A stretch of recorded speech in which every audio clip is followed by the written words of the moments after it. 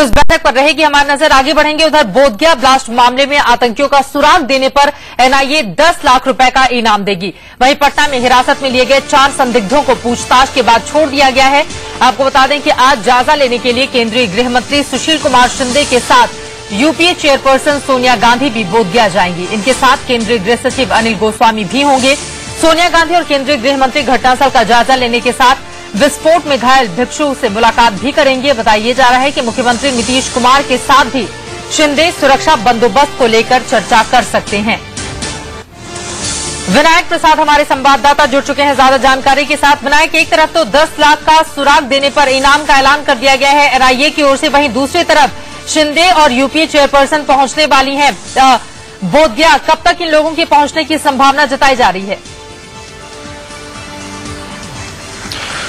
जहां तक इनके आने का समय चित्र है तो 11:30 बजे का वक्त बताया गया है कि गया एयरपोर्ट पे सुशील कुमार शिंदे, सोनिया गांधी और अनिल गोस्वामी पहुंचेंगे।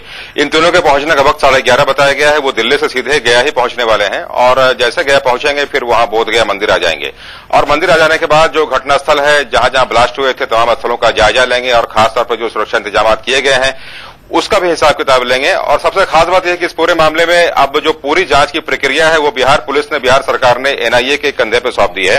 अब एनआईए पूरे मामले को देख रही है। जिन 4 संदिग्धों के बारे में बात कही जा रही थी, जिन्हें कि पटना से हिरासत में लिया गया था, पूछताछ के बाद उनको छोड़ दिया गया है। उनमें एक महिला प्रियंका भी शामिल थी और उसके अलावा 3 पुरुष शामिल थे। तो उनके पीछे जो बातें आई थी कि वो करीब 2:30 बजे 2:30 में गया बोधगया के तथागत इंटरनेशनल होटल में आए थे और 6 बजे के आसपास वहां से निकले थे।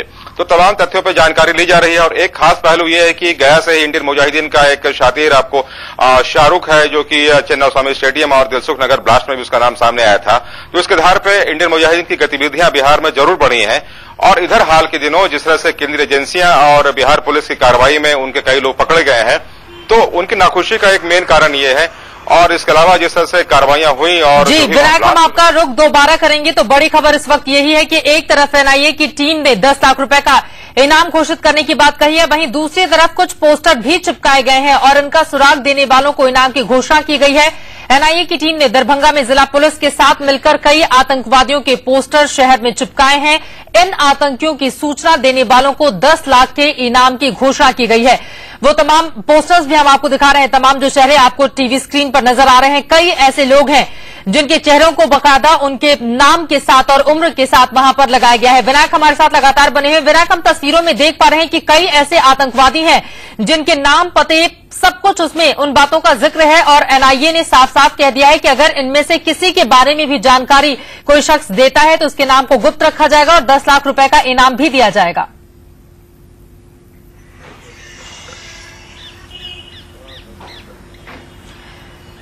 विनायक, क्या सुन पा रहे हैं आप मुझे? अपने संवाददाता से ज्यादा जानकारी लेने की हम कोशिश करेंगे। जी विनायक, यहां पर जानना चाहेंगे, बकायदा पोस्टर्स के जरिए एनआईए की टीम लोगों की मदद लेना चाहती है ताकि अगर जो आतंकवादी हैं जिनके ऊपर शक की सुई गहराती भी चली जा रही है उनके बारे में जानकारी मिलती है तो उन्हें 10 लाख रुपए का इनाम दिया जाएगा।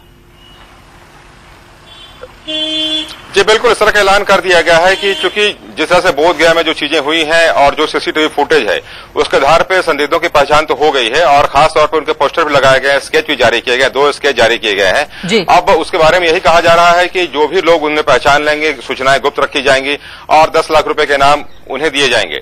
तो इस तरह के ऐलान हुए हैं और चूंकि ताकि जो आम लोग हैं, आम लोगों में इस तरह से विश्वास भी पैदा हो और वहां यही बातें सामने आ रही हैं कि आसपास के लोगों की भी संलिप्तता रही है। जिस तरह से 12 चट्टी के इलाके से विनोद मिस्त्री नाम के शख्स को हिरासत में लेकर पूछताछ की गई थी।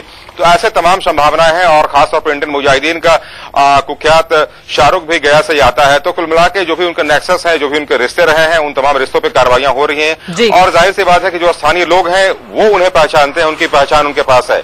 तो एक अवेयरनेस के लिए ऐसा किया गया है और चूंकि आज जब सुशील कुमार शिंदे आएंगे तो विस्तार से वो और भी गाइडलाइन इशू करेंगे। इस पूरे पहलू की जांच एनआईए कर रही है और एक बात इसमें यह भी मैं कहना चाहूंगा कि बिहार पुलिस ने भी एक खास कार्रवाई शुरू की है और एंटी टेररिस्ट स्क्वाड यहां गठन किया जाएगा। कैबिनेट ने कल मंजूरी दे दी है, नीतीश कुमार की अध्यक्षता वाली कैबिनेट ने।